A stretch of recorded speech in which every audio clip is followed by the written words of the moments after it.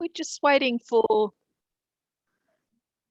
hello everyone, we're just waiting for everyone to log in for a minute or two before we start.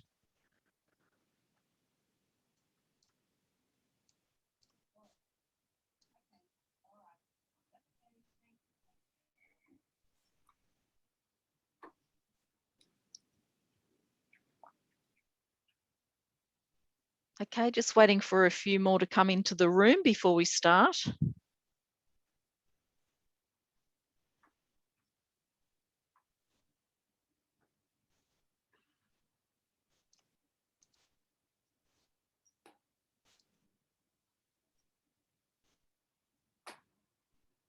Okay, I think we might get a start now, if that's all right with everybody. Hello everyone, and welcome to the second of our Coping with COVID webinars for seniors, a series of 4 webinars which are an initiative of the councils in the Northern Sydney region and the Resilience Centre in Epping. My name is Sandra Farser. I'm a Community Development Officer at Northern Beaches Council. This morning, our presenter, Sarah Piper, will give us lots of great tips on how we can take responsibility for our own well-being during these particularly stressful times and help change our thinking into a more positive mindset. Sarah is an experienced registered psychologist who works with all ages at the Resilience Centre. Sarah is approachable, authentic, and easy to connect with. Her training in resilience is a key aspect of her work, and she takes great interest in the strengths that people bring. It's a joy for Sarah to see people of all ages grow in self-awareness and self-confidence, enjoying healthier ways of relating and living more fulfilling lives. So Sarah will be a great resource for us today, and we're very lucky to have her.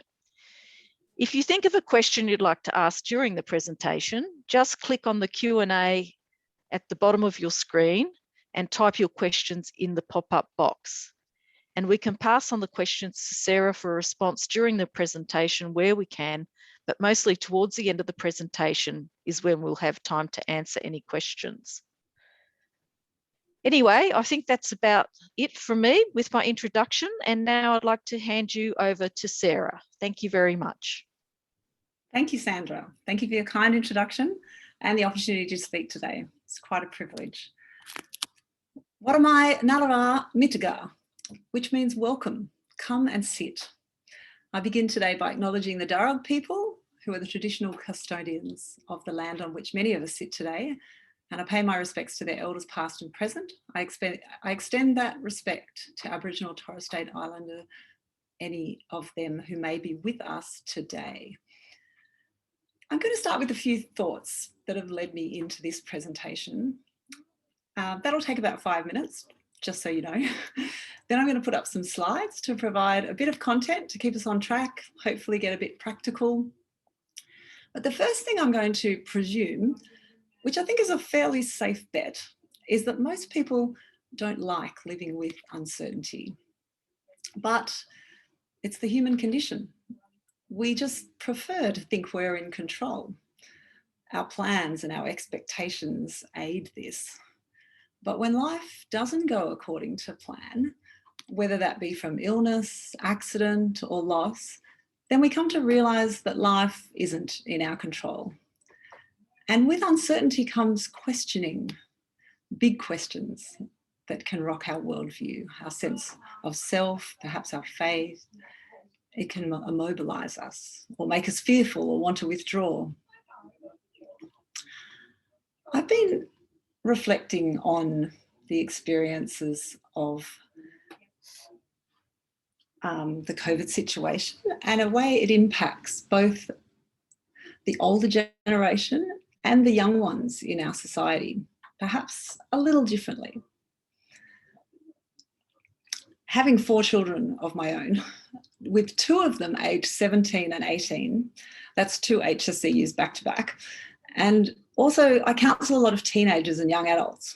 And I've come to think that for many of them, perhaps who've had a fairly easy or straightforward life up until now, that this is completely new ground, what we're experiencing at the moment. for them, having looked up to the lives of their older peers, they come to expect how their final year of school would go, what their first year out might be like, or their first big job. And at this stage of development, it's natural to think that they hoped for celebrations to mark these milestones, like large parties, overseas travel, but needless to say, this is not happening. And it's rocking their world. The losses keep compounding, and the main emotions that I seem to see are frustration and disappointment.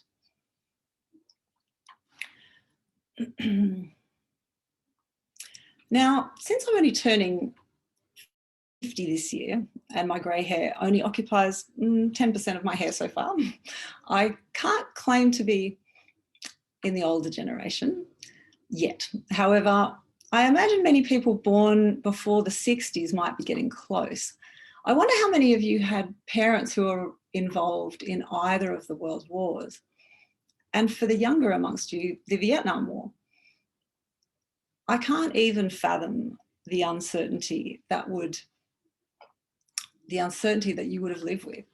The not knowing when it would all end, when Dad would be home, the fear of that telegram bearing bad news, the huge changes in work for women, and the pressing need for anyone to earn an income. If you experienced any of that, then I imagine uncertainty is not a new thing for you. Perhaps as the years went on and the world perhaps felt more stable, you distanced yourself from those difficult years. And now uncertainty is upon us again, this time in the form of a pandemic. Yet I'm guessing you're much better prepared, whether that be from living through historical events like a war, or whether that be from a myriad of personal circumstances in your own lives that have taught you that nothing is for sure, that life is fragile, and we can't truly know what will happen from one day to the next, and that to enjoy each day whilst we have it is the recipe for contentment. So how do we find contentment in the midst of uncertainty? Or if that's too high a bar, how do we simply live with it? Today, I'd like to propose that a lot of it comes down to resilience. There are many factors that help make us resilient, some of which I may touch on today, but I'm sure you'd all agree that often it is the experience of hardship or suffering, things not going as planned, that grows our ability to be flexible and give us skills in managing tough times. This is why, in some ways, you seniors have got it all over the young ones. COVID-19 and everything that has come with it has given us a whole new world to navigate, and resilience is key. A few things that I think can help us to be more resilient are the points that I'm going to be building on today. And they are acceptance, optimism, hope, and looking outwards. But before we do that, let's just take a minute to hear some of your comments in the chat. I'm going to share my screen in a minute because I'm interested to get your thoughts on the generational impact, particularly how you feel our current times of uncertainty are affecting your generation. What makes it different for older people? In some senses, a lot harder maybe, and in some senses a little easier perhaps. What do you think?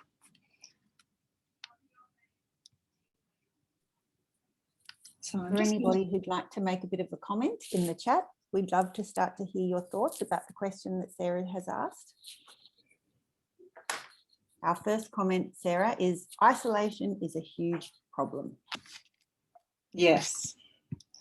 Yes, it is. Can everybody see my screen there? Yes. Okay, so that's for the chat. Yes. Yeah, I'd like to acknowledge that isolation is an enormous problem, particularly in this time, and it's not something that the younger generation are experiencing as much. They seem to have ways of connecting, I think definitely in your generation it must be. What other sorts of comments are coming through, Belinda? Yes, we have older people are getting tired and looking forward to retirement, but unfortunately with uncertainty. And then we have, I think, the older generation find change easier, which I think is a bit up what you're saying, Sarah, more adaptable and yet grateful for what we have. Another says we are a very compliant group. Another says technology is helping us to stay in touch. And then I believe that many older folk who lack fast internet skills are feeling isolated. Another says it becomes very lonely when you have no partner. Yeah. Comments spanning a whole range of things. Yes. We have more.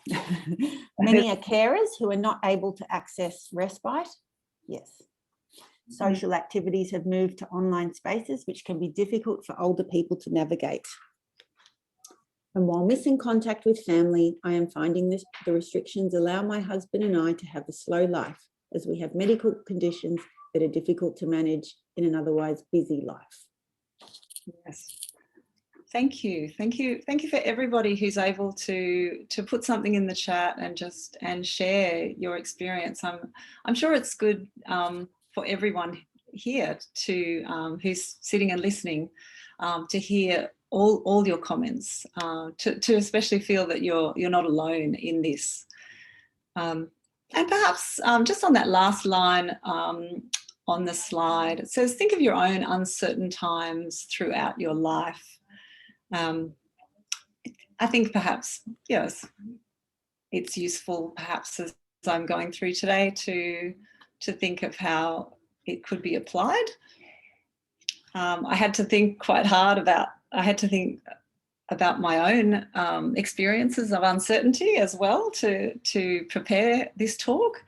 And yeah, and I was thinking of various times after I had my first child. I had a very difficult time, and you know, we've lived in other parts of the world in which uncertainty has definitely been a part of that. We lived in the Balkans for a while, where the first month we spent with a bag packed at the door, because that was in threat of war at any moment, and so we needed to have a bag packed at the door at all times. So there were some uncertain moments for me, just to name a few. We have more, Sarah. More? Yes, many more. Oh, would you like to hear them? Yeah, just a summary, Belinda, because I need to. Yes, sure. So separation from family when living alone, I am missing hugs, but I'm learning new skills and finding new friends daily. Older people have security, possibly of home, and less responsibility to feed a family and pay the mortgage and work. Very different opinions coming through, which is lovely to hear. Another says, I've been a carer for a disabled family member for the past 8 years. Pandemic is only a fraction of what I have had to deal with, but at least now other people understand the isolation. Living alone is the biggest challenge for me now at 60. Social interaction has proven very important to well-being, and older people are not necessarily aware of what is still possible to help them and may not be given accurate info. That's an important one. Yes, getting accurate importance. Yes. So okay, so we might move on for there. So living with uncertainty. These are the points that I'll be covering today, as I said, and we're going to start with acceptance. So acceptance, it's hard. It's very hard. It feels wrong to accept something that just doesn't seem right. We often want to do something to make it right, or at least to decrease our sense of helplessness.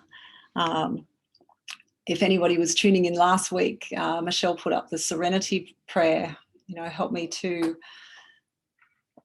help me to control the things I can and to accept the things I can't.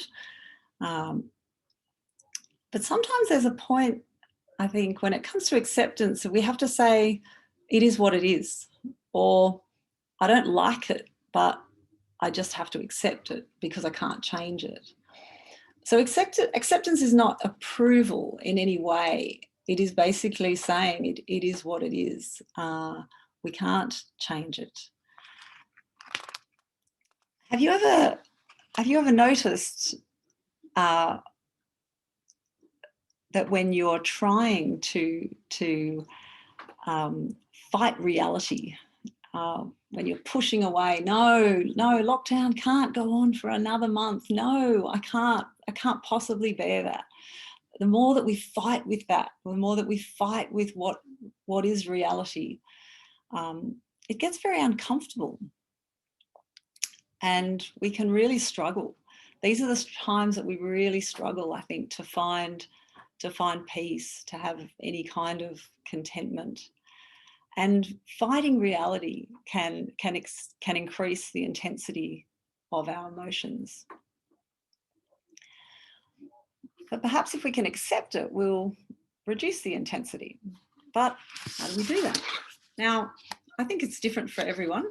And I've given the question down the bottom, what helps you to accept? And so I just thought I would I'll put up a slide that might help some people in terms of just the way that is taught. As for some people, this is a model from a lady called Tara Brach.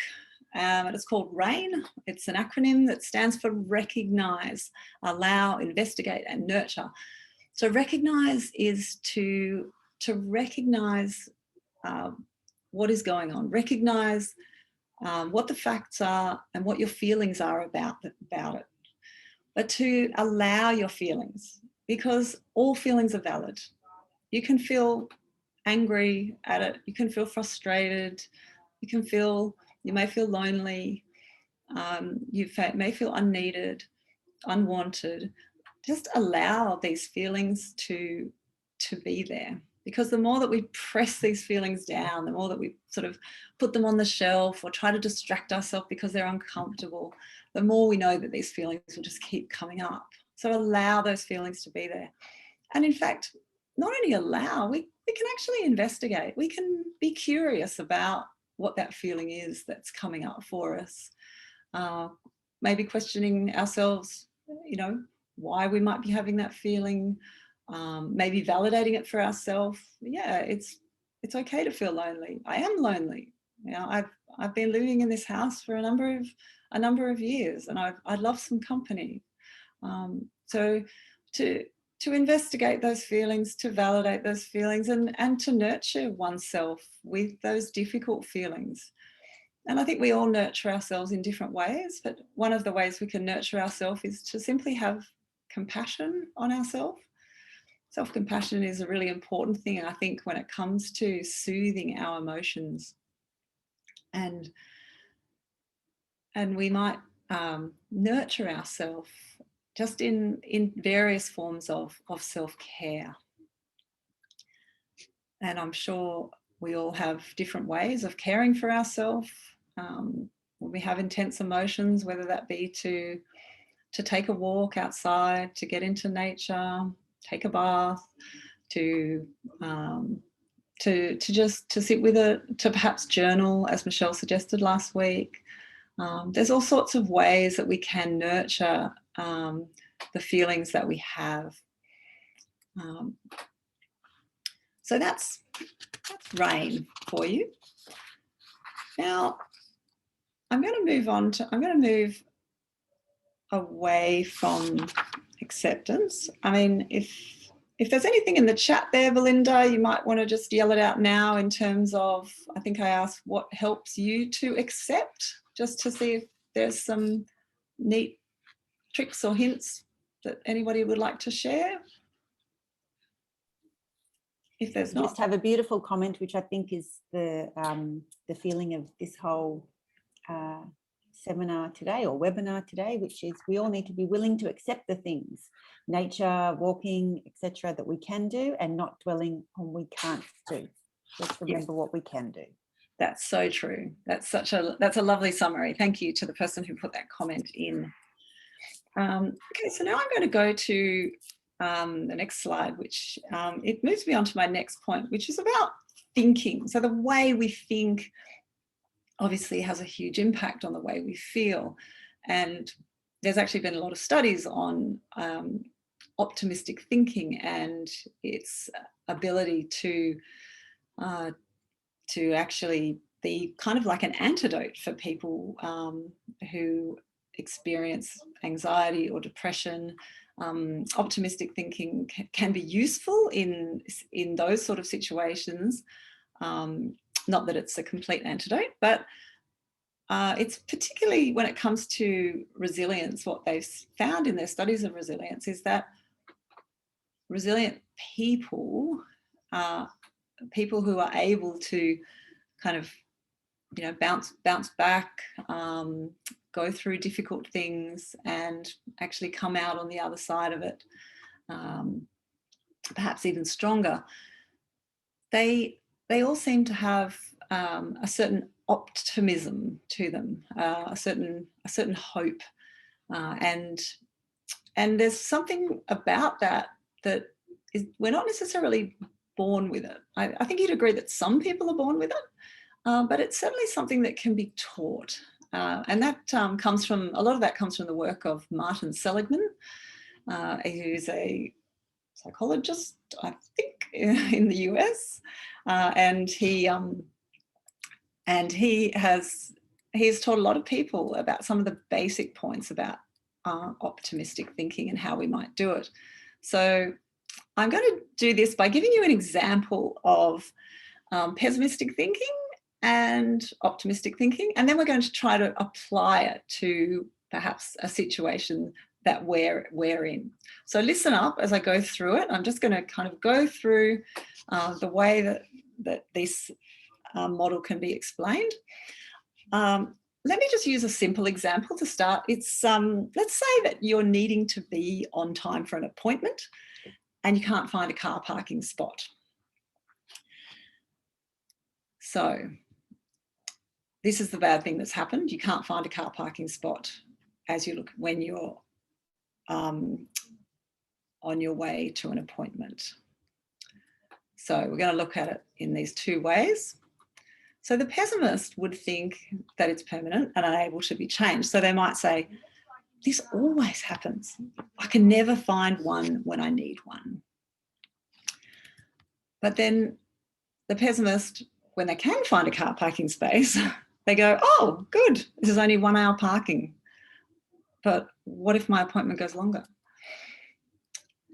Now, also they think kind of globally. That's the pessimistic style of thinking. So a global response sort of says that everything is bad. So they might say, oh, me not being able to find a car parking spot, that just ruins everything. I'm going to be so flustered.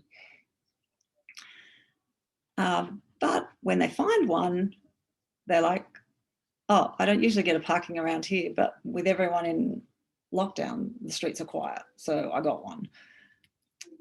Now, the other thing that happens for the pessimist is that they often think that it's because of them that everything goes wrong. So they might say, it's all my fault. I should have left more time. Why does everything go wrong for me? And when good things happen, the pessimist says, oh, I just got lucky today, but I'm not usually lucky. Okay, so that's the pessimistic style of thinking. Let me move on to the optimistic thinking. Now, in the same situation, can't find a car parking spot. It's just reversed. So the optimist will think, oh, it's just temporary. It'll be like, yes, I found a spot. And,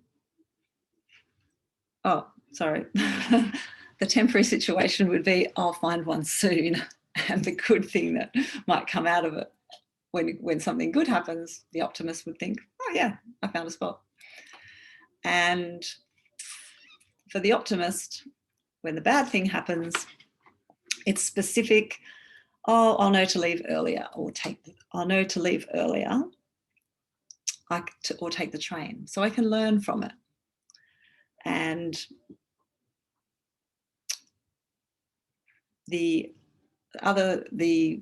if it would indicate that that's going well, oh, this augurs well for the day. That's good. And they would also think that it's because of other factors. So they might say, oh, there must be some event going on that's making the streets extra busy. Or if they do find a spot, they might just see, oh, great, gee, I'm good at finding sneaky car parking spots. So that's kind of a bit of an outline of that. Let's see if we can apply it, optimistic thinking, to COVID-19. So the cases are going up, the restrictions are tightening. Let's try to think, what is a pessimistic thought? Just have a bit of a think to yourself there. And I might go back to that slide. If we're going to think pessimistically, well, that's a really tricky one. We're going to think pessimistically. We're going to be thinking that it's permanent. So if we're going to think pessimistically, we're going to think that lockdown is going to be lasting forever. We're going to think that it is going to roll out into everything. So therefore everything is bad. What about the optimistic way of thinking? So the optimistic way of thinking is to think of it as temporary, to not be so global about it, just to be more specific, to kind of almost as much as possible compartmentalize it. Now, I suppose the question here is, what helps to feel calmer? What helps to cope better? And the obvious answer is the optimistic thinking, I think, would be my opinion. Belinda, can I go on to the next slide, or have you got a lot of things coming in the chat there? I've got a lot of lovely little optimistic comments. I'll just read out a few.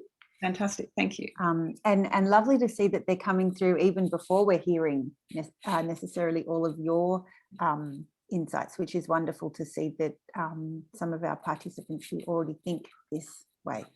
Great. Our best one? Yeah. We know that COVID will end. Is very much what we're saying. Yeah. We have another, in some ways, it's easier now. I don't have so many worries when I'm thinking about working or family. Another says, my sense of humour has saved me. I collect memes, which help me to have perspective and a laugh. I find that if I have a down day, I sleep on it. And with a new day dawning, I can let the worry go.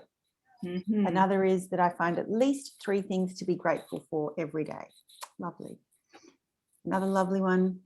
I have a spiritual belief and practice where I experience, and she puts experience in capital letters, the greater cycles of this benevolent universe. So I'm hearing a lot about gratefulness, a lot about humour, and about spirituality too. And somebody says, a pessimist thought would be we're all doomed, but I am an optimist. What helps me in certain facts, especially that other pandemics usually last 3 years, and those occurred without any vaccinations. Oh, thank you. Mm-hmm. Thank you. Okay, I might move on to the next, just to consolidate that learning. We're actually going to do it. Oh, wait a sec. Have I lost that one? I had another slide there. No. Oh, here we go. So let's see if we can apply it again. When bad things happen, how might we think differently? You have family you cannot see for special events, and I'm sure that is the situation of almost all of us. But let's imagine that they haven't been contacting you very much. What is a pessimistic thought about that? What is an optimistic thought? Now, this is a bit of a difficult one. This is stretching things a little bit. So I don't want to talk too much into it. It may be sensitive for some people, but perhaps if somebody can write in the chat a way that perhaps we could have an optimistic thought about that, that might be useful.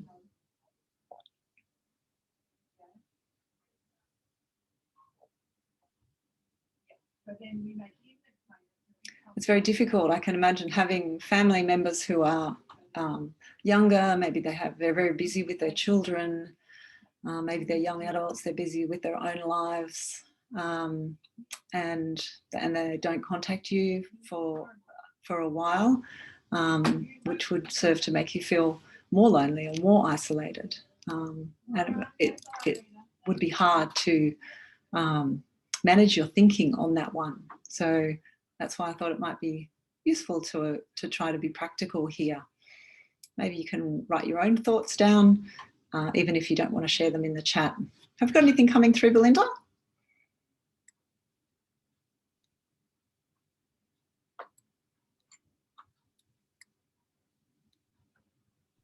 Apologies, I was on mute.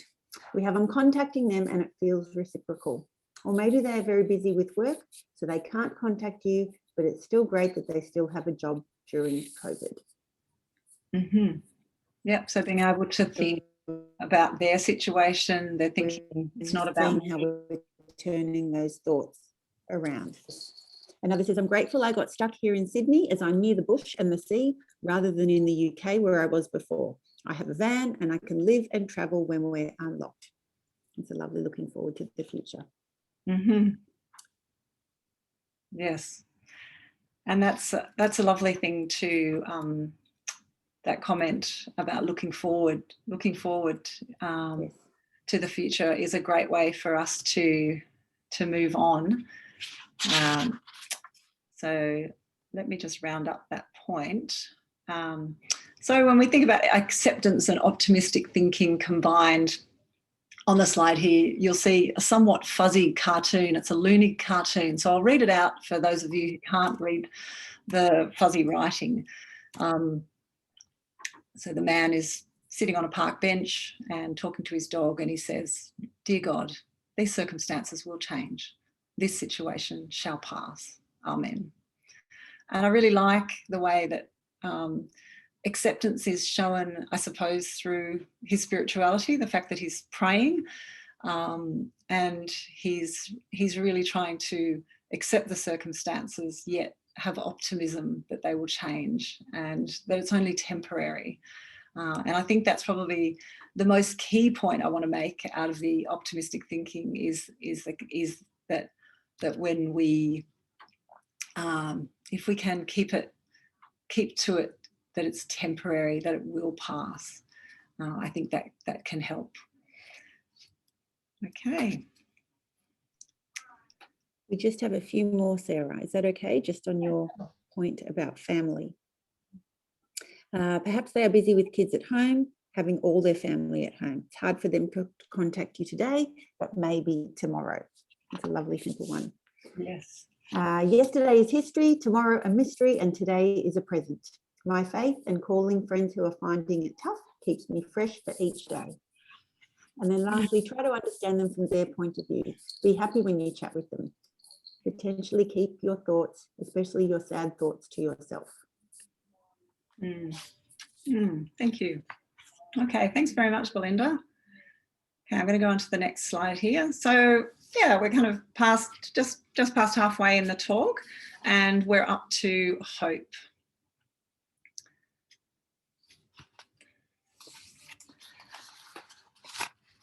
So there's a lot of fear mongering that goes with this pandemic. I'm sure you'll agree. Some of it's justified, some of it is not. And I raise this point because it's important for us to focus on the hope and not the fear. So using our optimistic thinking skills, we have to believe that this problem is temporary, that although it's dragging on, it won't always be this way. We know from experience that things will not stay the same forever. Think about the laws of the earth. It's not static, it's always changing. The ocean in this picture, the sky, the seasons, always changing. Our feelings. Are you feeling the same way right now as you were 3 hours ago? Our feelings change. Our feelings change regularly, often. The feelings that we have now will not be like this forever. Even our circumstances, they all change. And I think in change, there is hope.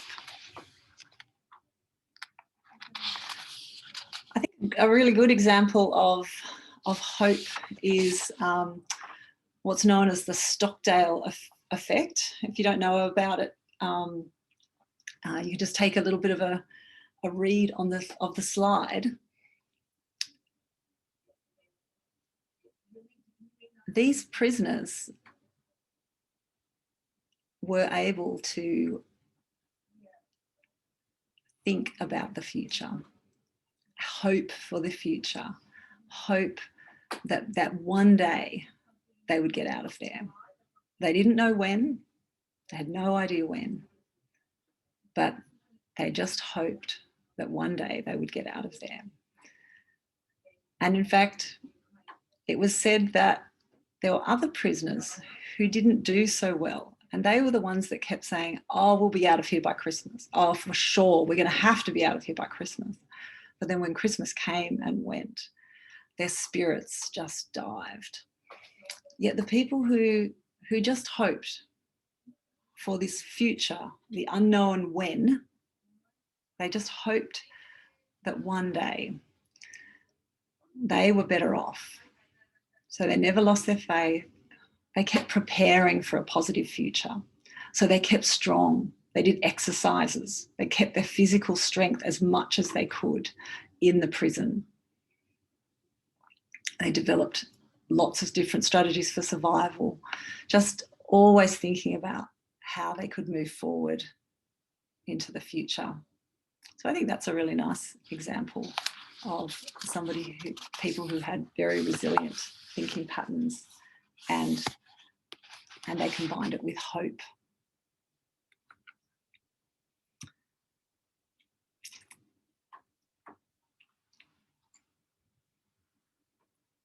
I think we can all acknowledge that there are dark times, but hope is about looking for light.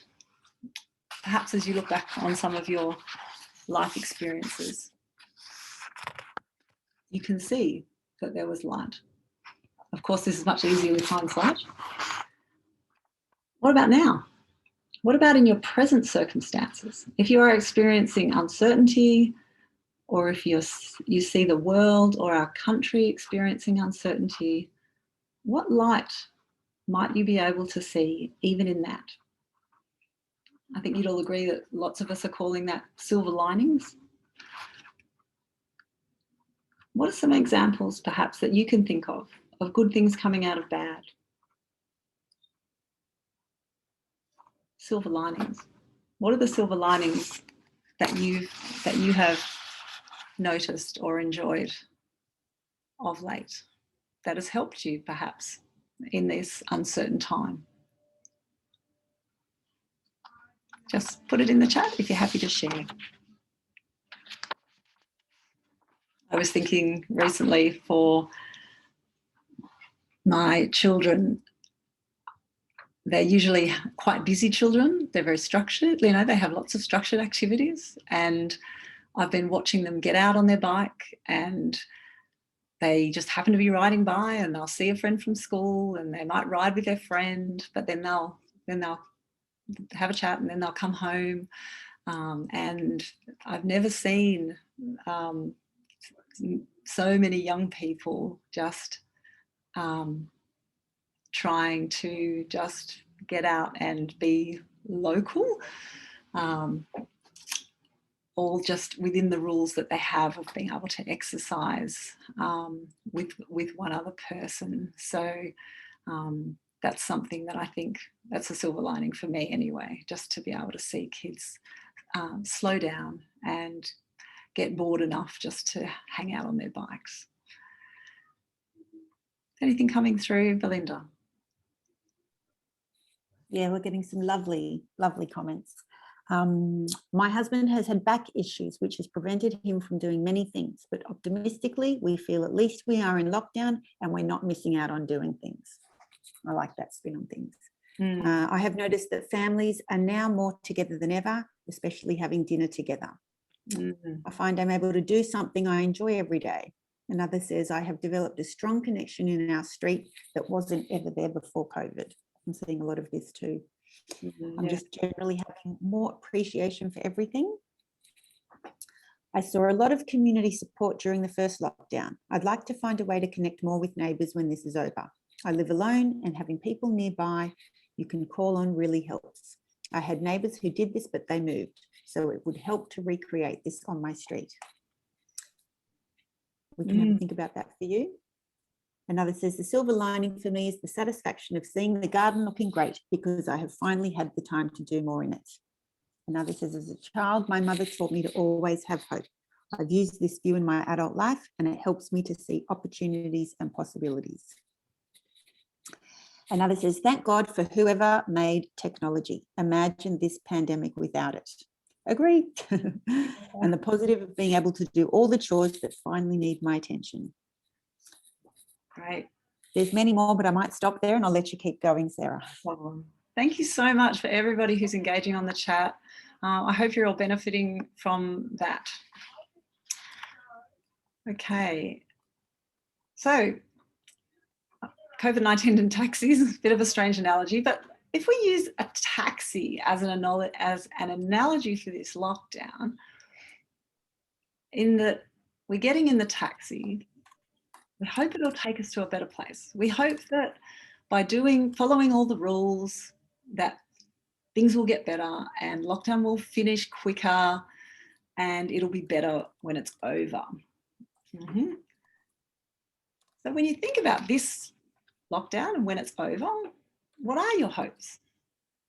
What are your hopes? And how can you prepare for it now? When this lockdown is over, I look forward to Christmas. I probably shouldn't say that I hope it's be done by Christmas, but I do look forward to, whether it's Christmas or whether it's after, I do look forward to the opportunity to reconnect with my parents in Queensland. So my hope is that we can reconnect soon. How to prepare for it? Just keep in touch. That's all. I wonder if you might have some thoughts, if you want to put anything in the chat.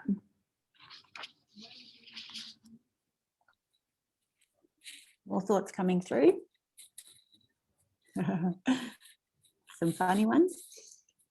My reaction was, it is time to buy some shares while everyone else is pessimistic. Yes. Another says, I have completed needlework, some major writing projects, and we were meals on wheels to a single dad. We are getting creative. Lovely. Another says, I have forged new relationships with my neighbours. Another is looking forward to volunteering again. And another's hope is to be able to travel. Even a weekend away would be a joy.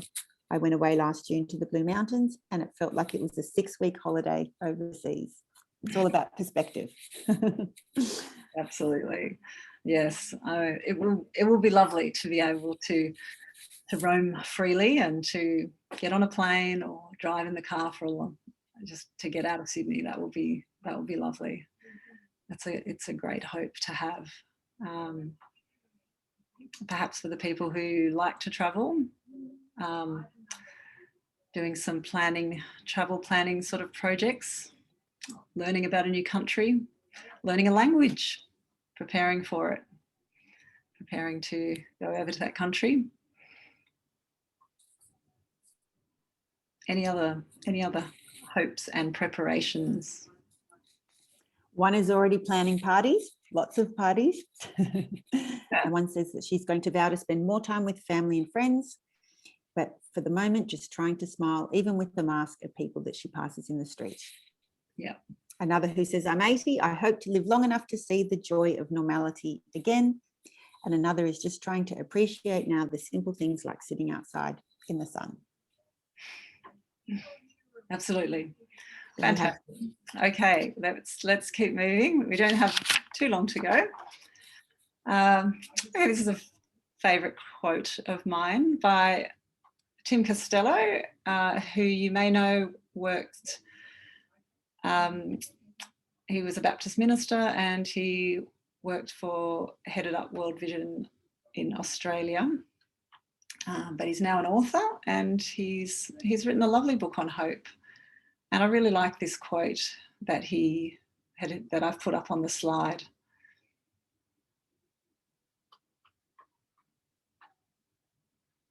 We want the roadmap. Yep, we want it, but sometimes it's just about taking that next step. I can recommend that book if anybody would like a good read.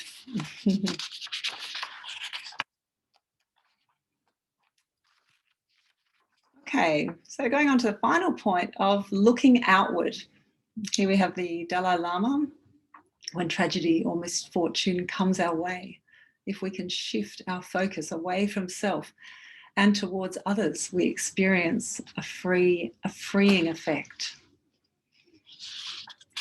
Looking outward is so key, and research tells us again and again that looking outward is a major contributor to both longevity and good mental health, resilience. It is quite a big thing.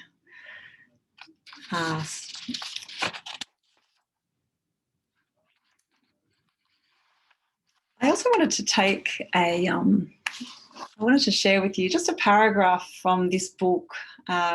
Some of you may have read this classic, and it's about, once again, people who were in a concentration camp. I think this was, they were in the Gulag archipelago, and Viktor Frankl actually lived through it and survived and came to write about it. So let me just read this one paragraph to you. We who lived in concentration camps can remember the men who walked through the huts, comforting others, giving away their last piece of bread. They may have been few in number, but they offer sufficient proof that everything can be taken from a man, but one thing, the last of the human freedoms, to choose one's attitude in any given set of circumstances, to choose one's own way. I just love that image of people being so desperately sick and starving and hungry and sad, and yet there were people there who were giving away their last piece of bread, going and comforting others. And this was really all they could choose to do. Every other thing had been taken away. They could choose that, and I think for that was liberty for them.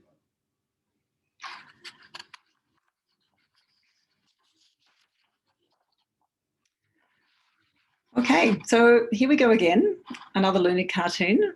I want to call upon the experience in the room about what helps you to look outward. What are the things that you have found, maybe practical things that other people can benefit from, but that you actually also experience some benefit in looking outward? How do you find it helps you? What do you do, and how do you find it helps you?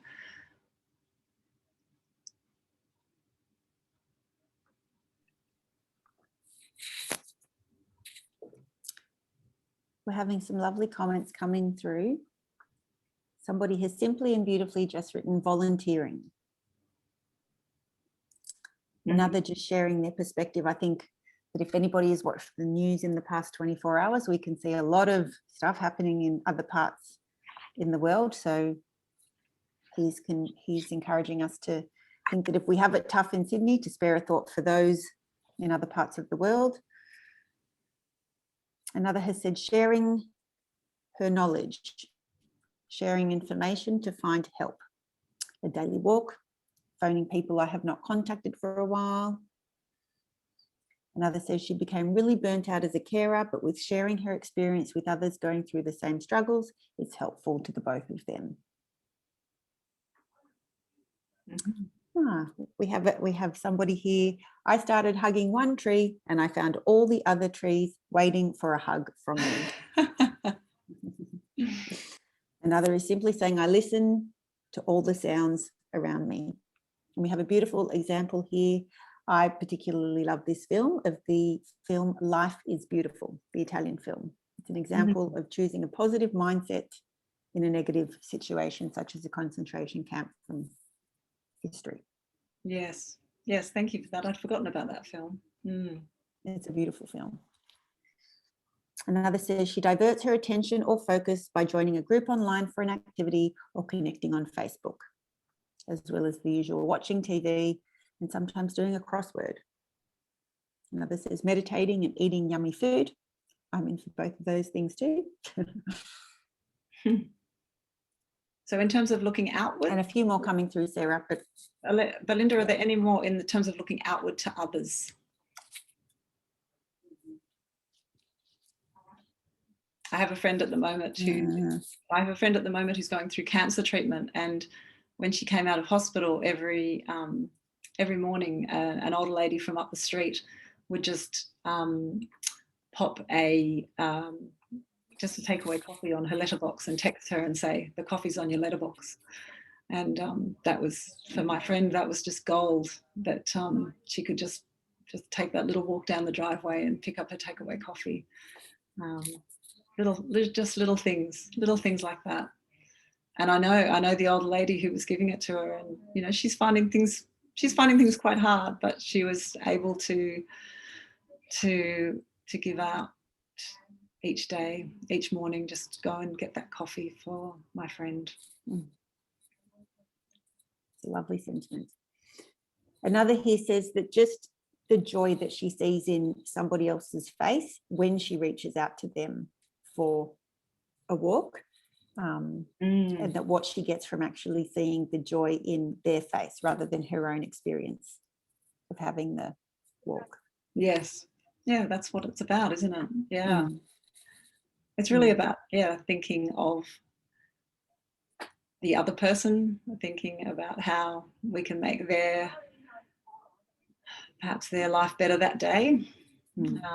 Perhaps they are lonely themselves. Perhaps they need some practical help. Yes. We have another example here of where that's being reciprocated back to them. So in this particular situation, this family is delivering food to community aid, only to return back to their home and find that their own daughter had dropped off cannelloni and coffee in their garage. Lovely.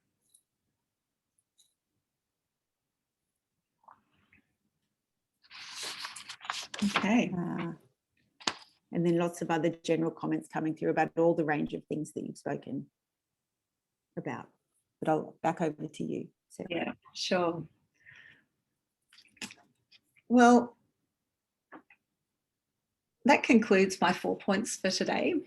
I hope that it's given you some kind of framework in terms of things that might help in dealing with uncertainty, acceptance, optimistic thinking skills, hope, and looking outward. Perhaps there are some things that you're doing really well already, that's just like your natural bent. Or perhaps you've seen some things that you think, yeah, I could try that, or I could do that a bit more. I think my tip would be, if you're really good at one of those things and that is helping you to cope with uncertainty, I would say just keep doing it, because that's working, that's great. But if you're interested to try some of the other things, then that would be a good thing. Okay, well, I'd just like to thank you very much for listening today. I'd like to thank you for participating. And it's been a pleasure, and I hope that you can join us for the subsequent talks in the coming weeks, all about various aspects of surviving these times and using aspects of resilience. Thank you very much for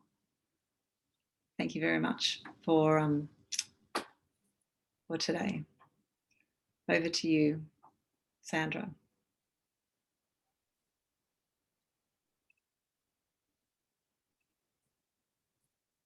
While we're waiting for Sandra, we've just got lots of lovely comments coming through. Great.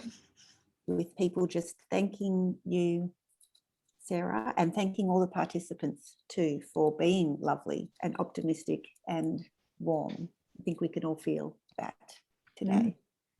Lots of thank yous coming through. Great.